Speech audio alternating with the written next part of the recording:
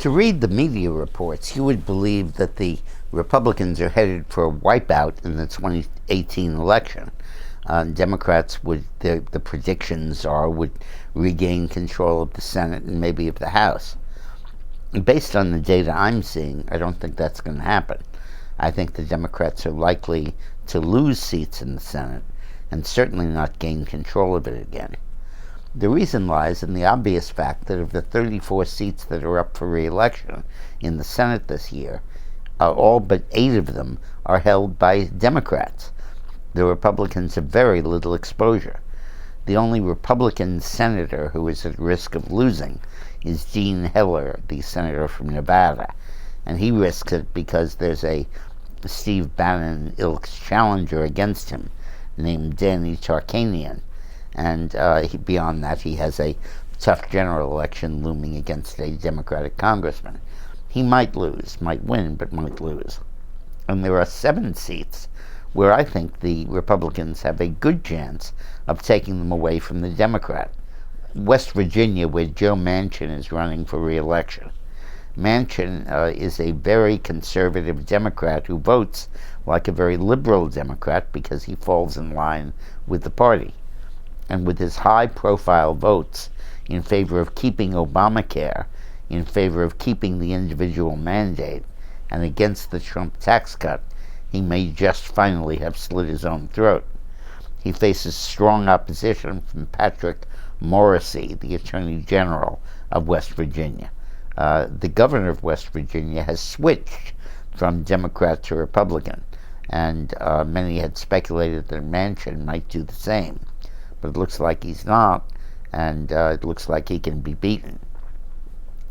In Indiana, Joe Donnelly was elected to the Senate in 2012 simply because the Republican candidate imploded by making a stupid comment about abortion and rape. And in the last week, Donnelly moved up sharply in this essentially strongly Republican state. Now he faces a challenge from Congressman Luke Messer or Congressman Todd Rosita, depending on who wins the primary. And Indiana, which has always been Republican, should elect a Republican returning to its senses.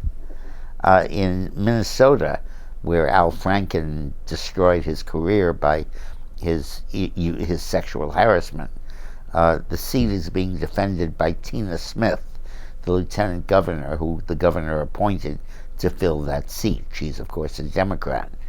And she faces strong opposition from a cast of characters which may include Tim Pawlenty, the former governor, or Michelle Bachmann, the conservative woman who ran so strong in the presidential race.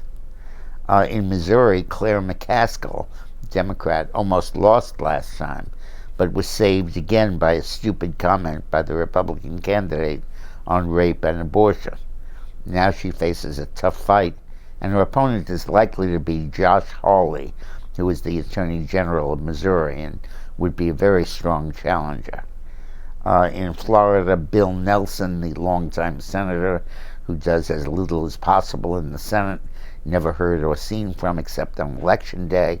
His opponent is Rick Scott, the Republican governor of Florida, who got elected and re-elected and may be a very strong challenger to Nelson. In Montana, Jon Tester, the longtime marginal senator, has a tough re-election campaign. And in North Dakota, Heidi Heitkamp, in this heavily Republican state, faces a difficult fight. So you have 7 seats where the Republicans have a pretty good chance of takeaway, and I think they're probably going to win 3 or 4 of those seats. And even if they lose Nevada, their margin in the Senate will grow from 1 vote to 2 or 3 or 4 or even 5. So dismiss these media predictions of a Democratic sweep. Not going to happen. Thanks for watching.